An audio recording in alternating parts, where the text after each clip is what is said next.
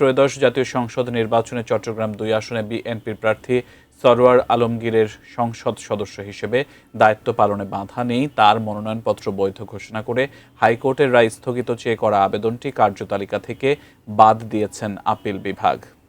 প্রধান বিচারপতি জুবায়ের রহমান চৌধুরীর নেতৃত্বাধীন ৪ সদস্যের আপিল বিভাগ আজ এই আদেশ দেন।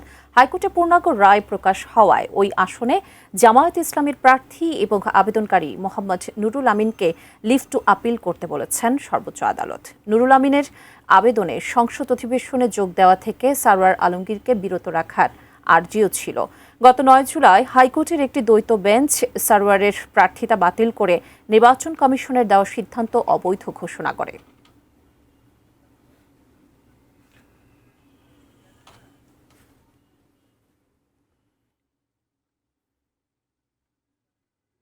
ঘোষিত হয়েছে।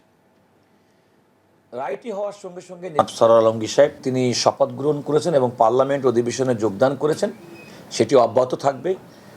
তিনি তার এমপি হিসেবে দায়িত্ব পালন করা, পার্লামেন্টে অধিবেশনে যোগদান করা এবং জনগণের বিশেষ করে তার নির্বাচনী এলাকার জনগণকে প্রতিনিধিত্ব করার ক্ষেত্রে কোনো আইনি বাধা এখন আর আপাতত থাকলো না।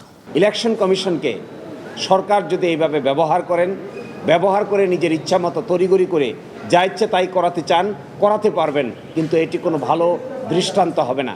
আমরা আগামীকালকেই civil petition for leave to appeal দায়ের করব।